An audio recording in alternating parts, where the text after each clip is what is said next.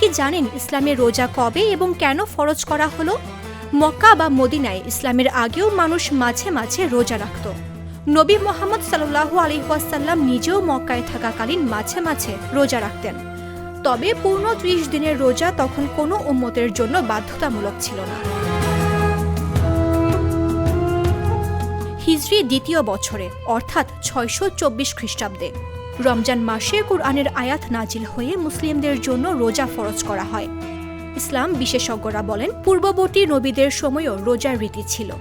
নবী আদমের সময় মাসে ৩ দিন রোজা, নবী মুসার সময় আশুরার দিনে রোজা, নবী দাউদের সময় একদিন পরপর রোজা রাখা হতো। তবে এক মাসব্যাপী পূর্ণ রোজা শুধুমাত্র নবী মুহাম্মদ সাল্লাল্লাহু আলাইহি ওয়াসাল্লাম আমল থেকে ফরজ হয়।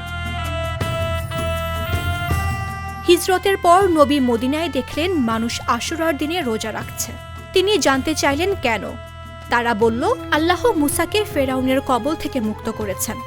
নবী মুহাম্মদ সাল্লাল্লাহু আলাইহি ওয়াসাল্লাম বললেন, আমি মুসার চেয়ে বেশি হকদার।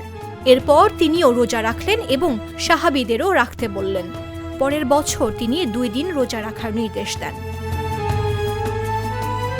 প্রাথমিকভাবে রোজা ধাপে ধাপে সহনীয় করে নেওয়া হয়েছিল। কেউ যদি রাখতে পারত না, তারা ফিদিয়া দিতেন, প্রতিটা রোজার বিনিময়ে নির্দিষ্ট পরিমাণ দান। পরে আল্লাহর নির্দেশে রোজার নিয়ম চূড়ান্ত হয়। সুবহে সাদিক থেকে সূর্যাস্ত পর্যন্ত খাবার দাবার ও পানাহার বন্ধ। ইসলামিক ইতিহাসবিদরা জানান, সেহরি ও ইফতারে খেজুর, জমজমের পানি, দুম্বার দুধ ও মাংস খাওয়া হতো। রোজা শুধুমাত্র ক্ষুধা বা তৃষ্ণা নিয়ন্ত্রণ নয়, বরং আত্মশৃঙ্খলা, ধৈর্য ও ভ্রাতৃত্ববোধের শিক্ষা দেয়। চমকজনক কি জানেন?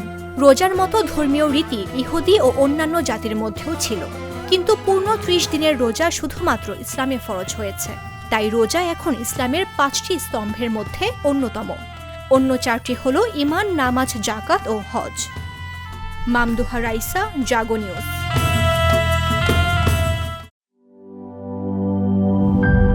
গ্লিটারের টুইন লেমন ও অ্যান্টিব্যাকটেরিয়াল ফর্মুলা বাসনকে চকচকে জীবাণুমুক্ত করে আমাদের দেয় গ্লিটার গ্যারান্টি।